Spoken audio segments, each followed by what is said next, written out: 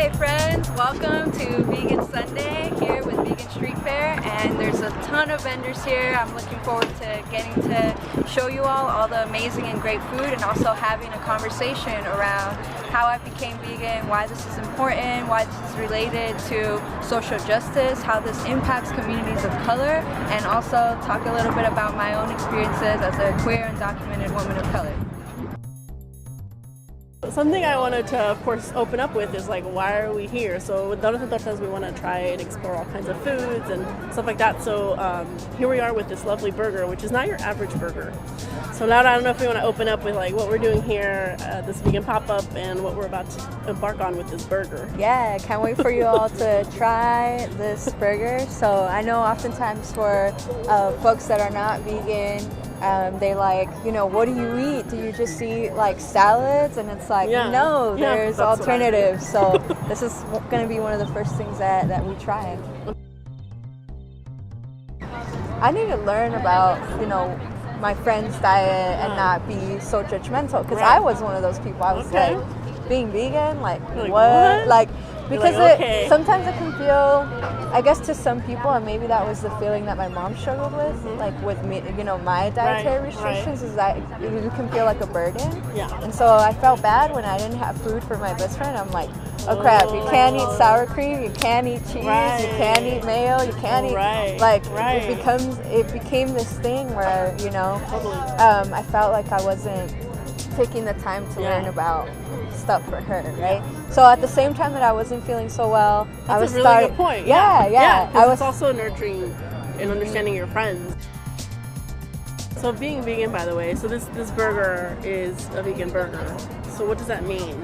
So it means that what is this burger? All the products. So the patty is most likely soy-based. I don't really know the vendor too well, but it means that it's made out of plants. And even it looks like they have some dressing there, like a secret sauce. The dressing is also dairy-free. And then you see the cheese, like that cheese also is plant-based. Yeah.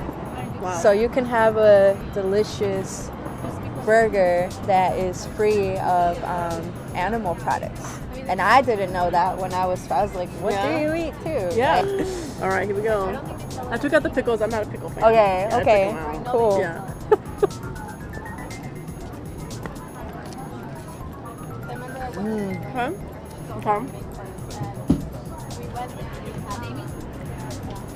Tastes like a burger. As we unwrap these tamales, I guess I shall unwrap a little bit more of myself. So, I see a parallel to being vegan, and like maybe people won't understand and sometimes aren't very accepting, but I think a lot of it comes from people just not knowing. And I just relate that to a lot of my other identities, like being undocumented, right? So in the media right now, you're seeing a lot about immigration and the caravan, and unfortunately, some people just don't know the immigrant experience, and they just don't know what that's like, right? But people who live that life or are in that circumstance, or maybe have a connection to it somehow, may be able to have more compassion for that situation. And it's similar to being queer as well. So, oftentimes people don't understand, attraction and sexuality and why you might be attracted to the same sex, and that's definitely something I feel like I even struggled with when I was growing up. I didn't understand why I was having these feelings of same-sex attraction when I was being told that the normal, right, was a heterosexual attraction. And so I think being at the margins of a lot of different identities has allowed me to have more compassion and more understanding for the other side. It's very common for families to not be understanding when someone first comes out, and in fact there's a big phobia of anybody being gay or queer in the family. And so that's definitely what happened for me in my family. But I came out when I was around 21, 22 to my parents, and now I'm 28, and it took that long, like that many years, almost like 6-7 years, for my mom to be able to just be open and, you know, not feel uncomfortable when I'm walking, holding hands with my partner, and to being very loving and accepting. And, you know, now my mom calls my wife on the phone sometimes if she can't get a hold of me, or she messages her and she reaches out to her. And, you know, my wife is very much a part of our family. Would I have ever thought 6 years ago that was possible? No. Yeah, so we have some tamales. I've never had one this color. This is interesting. Yeah, which one is it? one? I have no idea. We'll have to. Yeah, let's dig in. You'll decipher what it is. Yeah. So here we are with Stormy. You may ask, what is Stormy? What did I just do right there? Flashback. Okay. That was way back in the day. So, we were both, the way we met is we were both part of a Latino organization at Casa Fortune called Hermana Unidas. HAU, no? HAU? What? So I graduated a couple years before her, but I always try to stay connected if you know, as an alumni. And I met her, and I think I was bringing in apples, I think, to the meetings. And she emailed me and was like, I'm Stormy. Like, that was her name. It wasn't, although her email was like, maybe your email was Stormy. Shoot, I don't remember. But I think it was. Anyway, like so I met her. She was out, like, very proud to be out with all the hermanas. I think you had a girlfriend at the time too.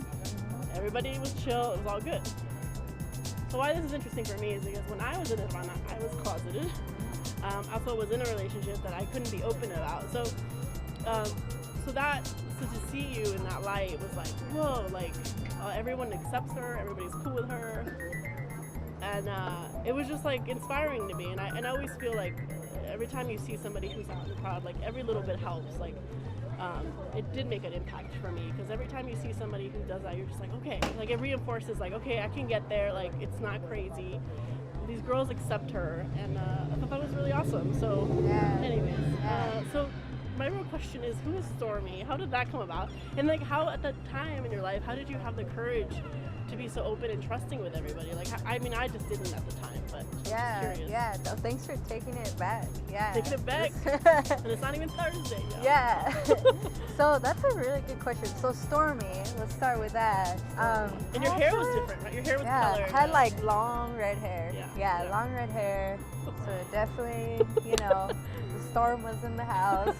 And, you know, at the time I was like, I just want to find another cool name.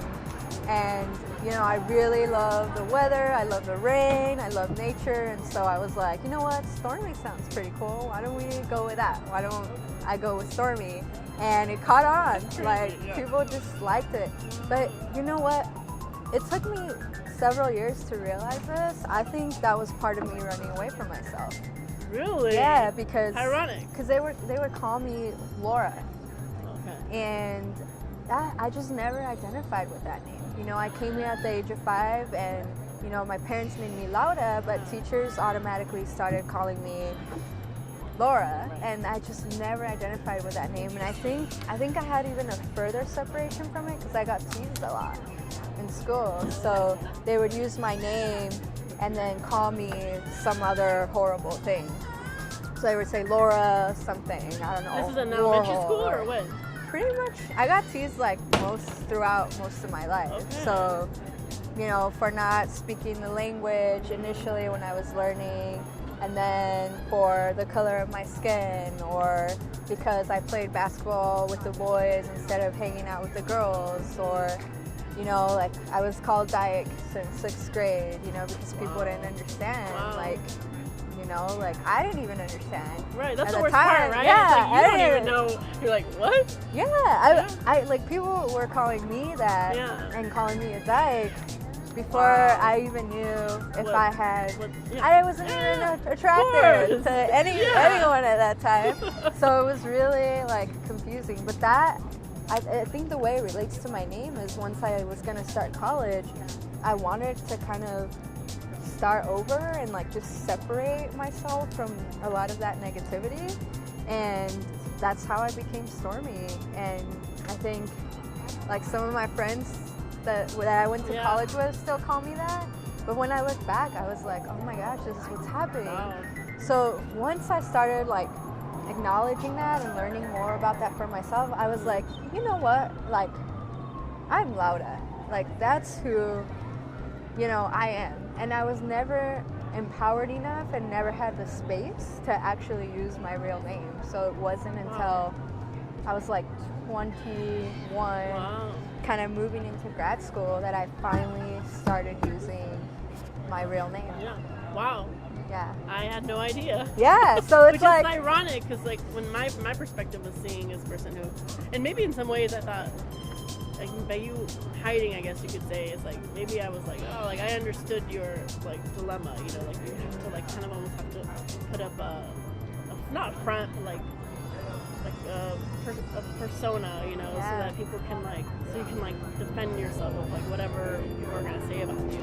I just can't stop looking at these flakes over here. I think they're blowing in the wind. wind. Okay, I think we should like get in there. let's I'm gonna do let it. you go first. All right, I haven't had this, so I'm very curious.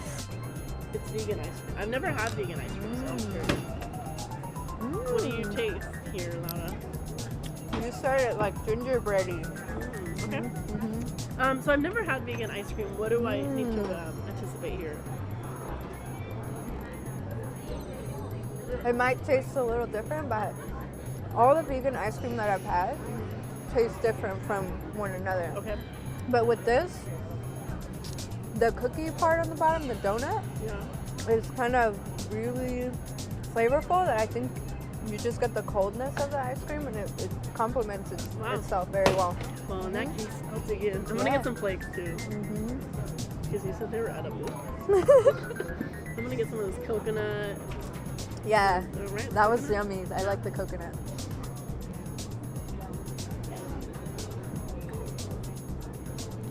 That is delicious.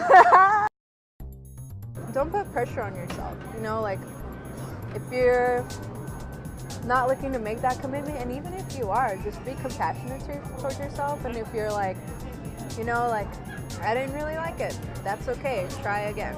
You know, like, don't put that pressure on yourself. Well, I didn't like it, so what does this mean about me? Like, sometimes that can be really confusing for people, but you're not gonna like everything, just like you don't like, you know, I don't like all food.